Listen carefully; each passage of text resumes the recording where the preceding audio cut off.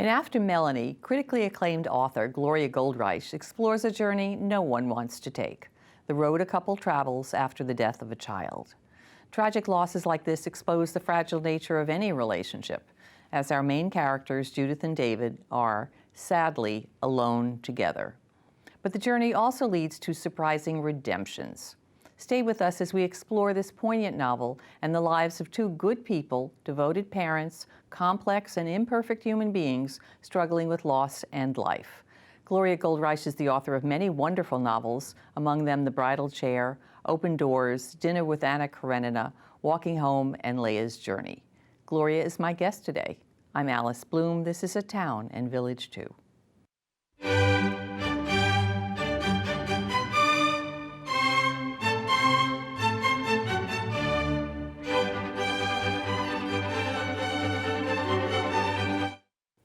Welcome. Gloria, thank you so much for being my guest. It's my pleasure to be here, Alice. I hope I nailed it. Hope I got this right.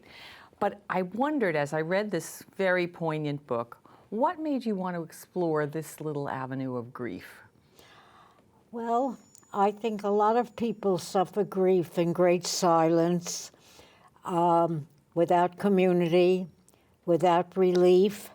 And it occurred to me that the combining of the thrift shop experience and her interactions with a community of volunteers, all with their own stories, would help to alleviate the terrible loss that this bereaved mother felt and go to some extent to help her mend a very fraying marriage because of loss. Right. Well, let's backtrack for a second. A young couple, I think Judith and David are probably in their 40s or mid-40s, and they have two children, Brian and Melanie. And Melanie dies suddenly, without illness, suddenly of an aneurysm. Right. Catastrophic. Nobody could help her. Everybody's just dumbfounded by this terrible loss, including their son, Brian, who's trying to make it right for his parents, but he's kind of a lost soul as well and needs consoling. What was so poignant was the fact that both Judith and David couldn't help each other. They seemed to be suffering in silence, and maybe, you tell me if I'm right, the other's grief just added to the burden of their own. They experienced a mutual vulnerability, which they didn't acknowledge in each other. They were afraid of each other to a certain degree, of exposing the frailties that they both felt. And they found solace in two separate relationships that were kind of perhaps spiritual infidelities, actual, but that gave them the strength to perceive what they were trying to retrieve. Well, that really, really impressed me. The fact that they could find solace in the arms or, as you say, spiritual, emotional connection with a stranger, that brought them more, each one of them, more peace and comfort than they could bring to each other. Yeah, it was, I think, very often in the closest of relationships that there is a tentativeness about coming perhaps too close and touching on very fragile territory, so that when each of them could experience the loss that somebody else had felt and had similar emotions, they were able to share on a meaningful level.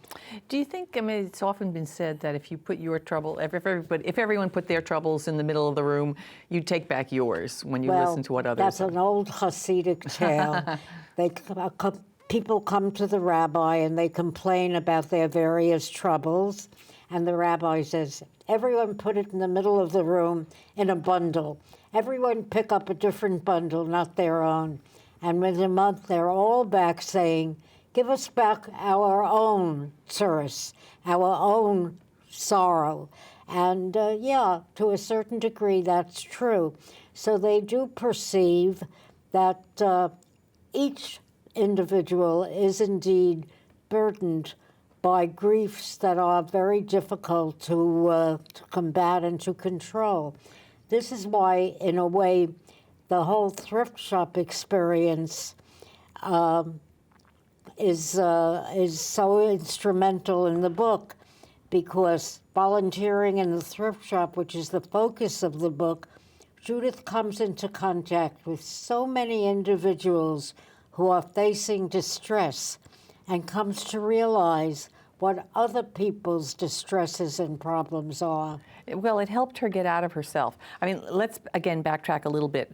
She's a college professor, I believe? Yeah, she's a professor of women's studies and literature. And she's on hiatus, a sabbatical, Yeah. and so she has a little too much time on her hands. And of course, during this very sad time, being alone is not necessarily a good thing. Right. She has friends, but you just don't find a place to put yourself. And she somehow started to volunteer at the synagogue thrift shop. Right. I felt that the thrift shop became a character in the book. The thrift shop for me was very much a character. In fact, the thrift shop experience existed in my novelistic mind before I invented Judith and David and the death of the child. There's a thrift shop in White Plains, part of a synagogue, and I have a very good friend, Norma Hurwitz, who has been a dedicated volunteer there. And Norma has a way of telling stories, and she would call me and say, "You'll never guess what happened in the thrift shop today." And she told me stories. She told me of a gentleman of color who came in looking for a suit for an interview, which I used in the book. He had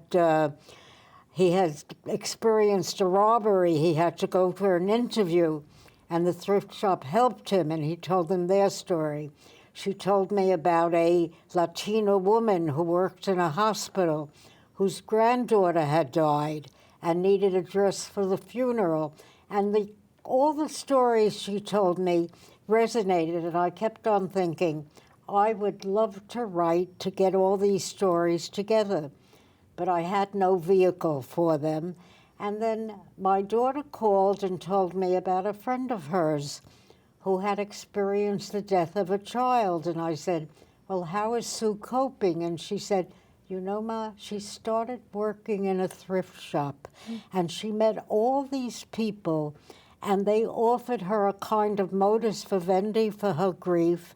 And I said, I have my book. And that's how it began. I see. I was fascinated with it because I know that fortunately you have not personally suffered this kind of a loss. Right. Thank goodness. Thank goodness. I mean, we hope we never do. But I wondered what had happened close to you that motivated you to write about such a sad occurrence. Well, it was Norma's story coupled with my daughter's story. You know, people always ask writers, where do you get the ideas? The ideas come from different places. You overhear a snippet of conversation, you dream something, someone tells you something, but this one came together almost cohesively, and thrift shops have always fascinated me. Why? Well, I go to thrift shops a great deal because in thrift shops you see the detritus of people's lives. I'm not talking only about the clothing. I'm talking about the objects. What you see in a thrift shop is a piece of Venetian glass. Somebody went on a wonderful vacation to Venice. They bought a piece of glass. They prized it. They kept it unbroken. And what happens to it when they die? The thrift shops contain all the residue of people's lives. And I wrote about that and how the volunteers in a thrift shop sort of become the caretakers of these items. Somewhere in the book I write about impromptu tea parties that the volunteers hold using these objects. If you like, I can read from that very short... Sure, I would love for you to. Okay. The volunteers, like children playing house, enjoyed arranging orphaned curios in attractive displays. Walnut bookends carved in the shape of birds supported brightly jacketed bestsellers. Now and again, a small table was set with a discarded luncheon service and golden-hued wine glasses. Dessert forks of silver plate, polished in off hours by the volunteers, were placed by each setting. The table itself were from different homes, each item the once precious possession of a house-proud woman. Judith speculated they might have been wedding gifts, an anniversary gift, a treasured legacy, now sadly rejected and unwanted. So you see this residue of past lives. Particularly, I always see the piles of books. When you go into a thrift shop, there are books upon books. As a writer and reader, I find it very, very sad. And here's what's even sadder. They're given away for free. Nobody wants them. And it's such a, I think they were written with love and energy. They were purchased with joy. And now they're discarded. they're discarded. Well, I think we have to stay positive and say somebody read them. Hopefully true. they read them, enjoyed them. That's always a comfort to a writer, Alice. Right. And now that person is perhaps no longer here, no longer with us. Yeah. I think most people, or many people I know, are struggling with stuff. What to do with stuff, because we're in a generation where our children... We call it downsizing. Downsizing, but we also know that someday our children will have to be dealing with our stuff. And as I know your children are grown and established, mine are as well, they don't want my stuff. No. And it is just that. They may select a book, an item for a remembrance, but are we burdening them by expecting them to want our remains? Well, I think what happens ultimately is that we're all in dumpster country, and that's it. But within the thrift shop, however, you find a sort of subculture. A subculture, you see things sometimes that are of great beauty, and as a writer, when I see them, I reflect on when were they bought, who bought them, why did they want it? And in the book, I talk about Judith and David having collected copper objects. Right. Now, I collect copper, and I know for each copper item that we have, it's part of an experience that my husband and I shared. Something we bought in Vermont, something we bought on a street in Istanbul or in Paris or in Israel. Each one has a kind of personal history for us. And I think, what will happen to this? And then I look at the items that I specified in After Melanie, where Judith works in the thrift shop, and she looks at various items and she says, when was this bought? Why? And you can go into a fantasy land about what each of these items meant. You talk about the things that you collected and treasure, and you should live with what brings you pleasure and remembrance, fond times. What do you expect to happen to these items when you're no longer able to enjoy them? As I said, I expect that they will be discarded. Maybe one thing might be saved or another thing might be saved, but not very much. Our kids are filling their homes with stuff. And it's probably not a reasonable expectation for them to treasure the trinkets that we did, because these had meanings for us. Do you feel it's better to have divested yourself of these things on your own speed? I know why you're asking that, Alice. No, I think we are here. We are enjoying what we have, and we have the right to enjoy it. I think if I was thinking of moving out of my home, I might think of what I was valuable enough to take. But no, I think the artifacts of our lives are very, very important to us, particularly in terms of books, the companions. Now, clothing is a whole other story. The relationship that Judith forms is with a widower who is left with his wife's clothing.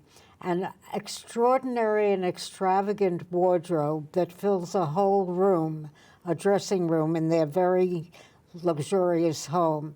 Why does she have so many clothes, so many pocketbooks, so many shoes, and why can't he dispose of them?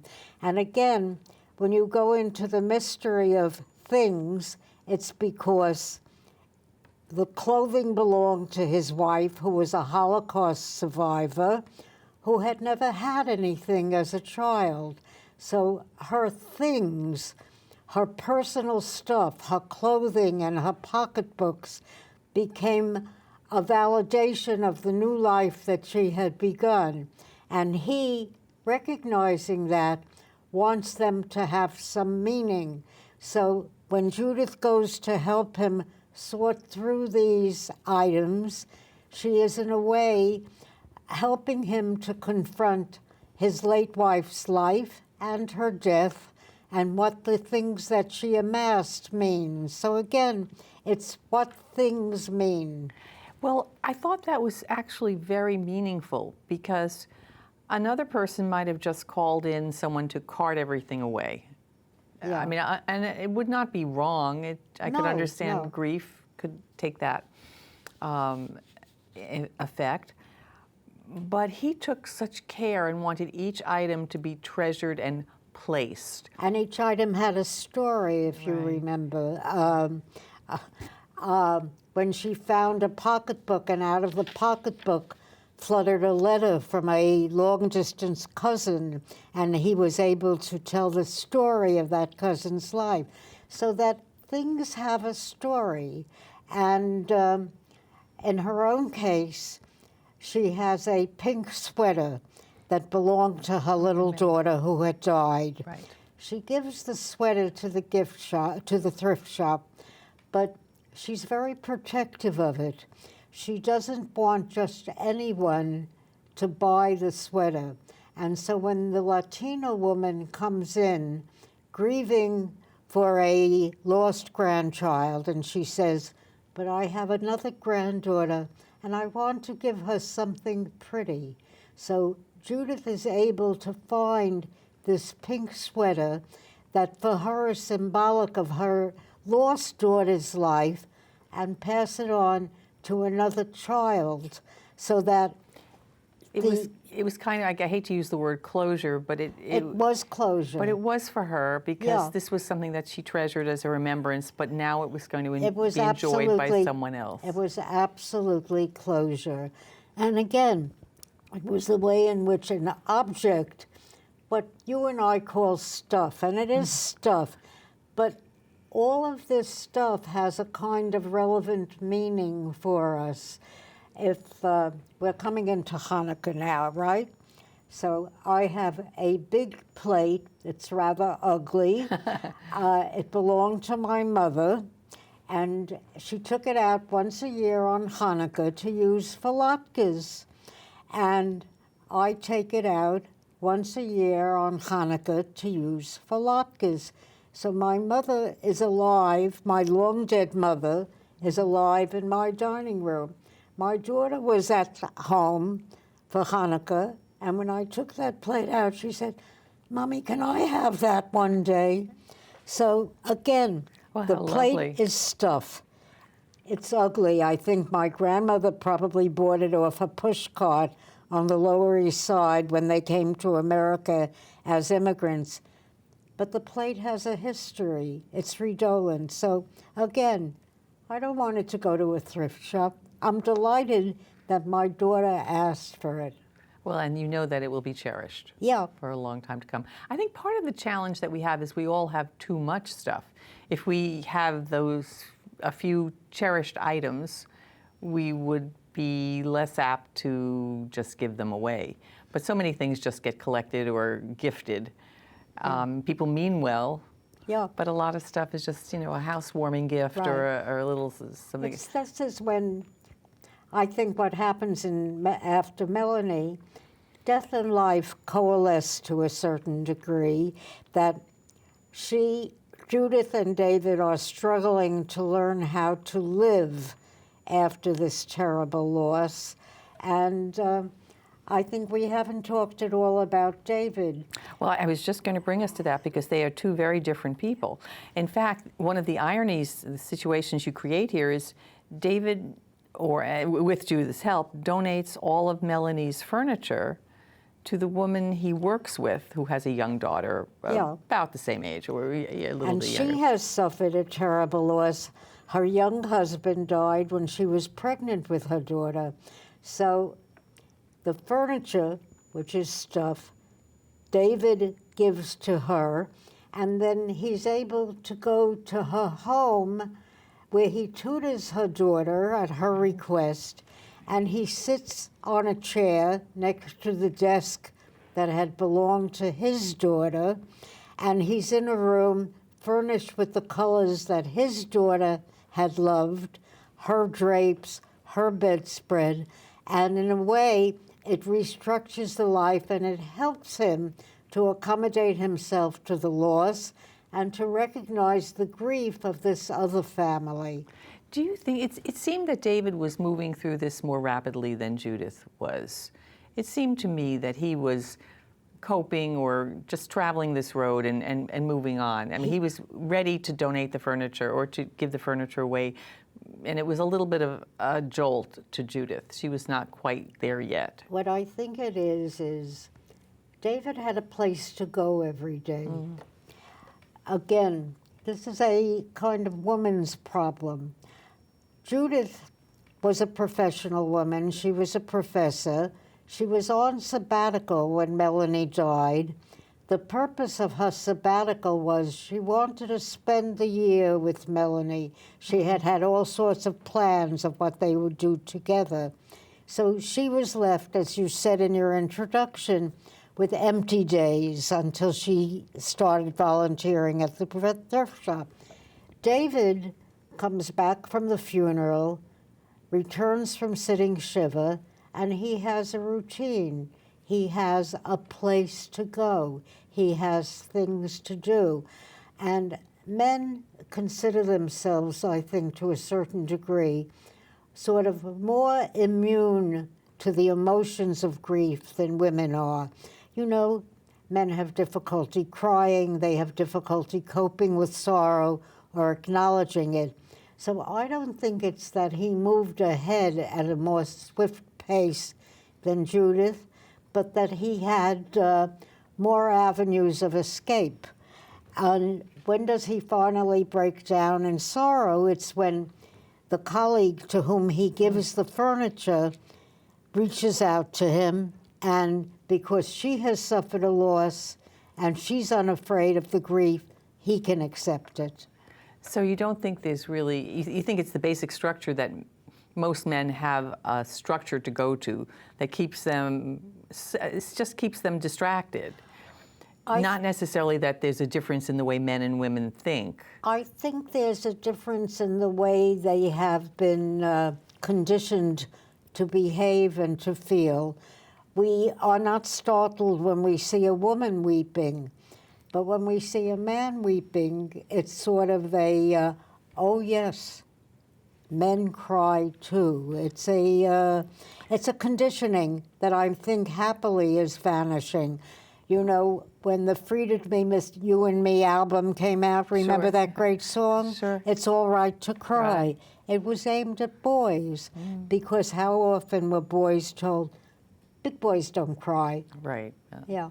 Well, you also say in the book that David was living in an emotional desert, or at least that's how it seemed to Judith.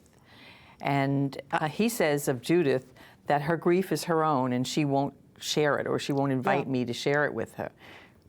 Well, and that was puzzling to me. I would think that he would be relieved that she was not demanding his emotion. They lived in very different worlds intellectually. Judith was a professor of literature, of women's literature. Right. A lot of the book talks about her involvement with the work of women writers. Particularly, she talks about Virginia Woolf, Emily Dickinson, George Eliot, great women writers. And what does she say about them? Most of them were unmarried and not mothers, So she can't find an intellectual focus in these writers that she reveres for her grief. But she keeps on going back to it. She thinks of writing about how women writers confronted grief and finds it difficult. David lives in the world of arbitration. He works with businesses. He works with hard facts, with reconciliation of financial entities, Right. He doesn't care about motivation or emotion. Yeah.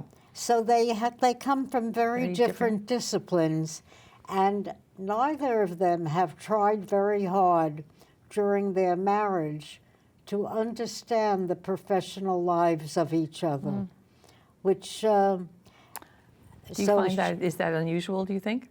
I don't know. I don't know. I think for a long time, they were considered the province of the woman was the home, and the province of the man was whatever his profession was. We're in a new age, which I think is fortunate, that now paths cross over, discussions cross over. So I think that David and Judith belong to a generation that submitted to different requirements. I think now there's more of an openness between men and women about the way they are feeling and what they do. And well, I think you're right. I think in Judith and David's generation and one subsequent to that, I think men viewed as intrusion if you ask too many questions. Are you questioning what I'm doing or my judgment? Yeah, exactly. But now that's different. We have only a minute left. What are you working on, Gloria? A new novel? Well, I have a novel coming out in the fall called The Paris Children, and it's a very different novel than After Melanie. It's a story of the granddaughter of Alfred Dreyfus, who was a heroine of the resistance during World War II. She worked at child rescue, hence the title of the novel. And she died tragically at the age of 25 in Auschwitz. But before that, she had lived a life of tremendous dramatic heroism. And the book is about, it's again, as The Bridal Chair was, a... biofiction. Biofiction that is was the your word I we're love looking that. for. And I dedicate that book to the 1.5 million Jewish children who perished during the Holocaust. And it's very different than After Melanie, except for the fact that it deals with the most devastating thing of all, the death of a child. Gloria, will I be on your list to receive that book first? You will be first on my list, Alice. And you're coming back. Thank you. I would be delighted to be here, as always. I look forward to talking with you then. As do I. Thank you so much for your time, Gloria. My pleasure to be here. It was mine as well. And to you at home, thanks so much for watching. We'll see you next time.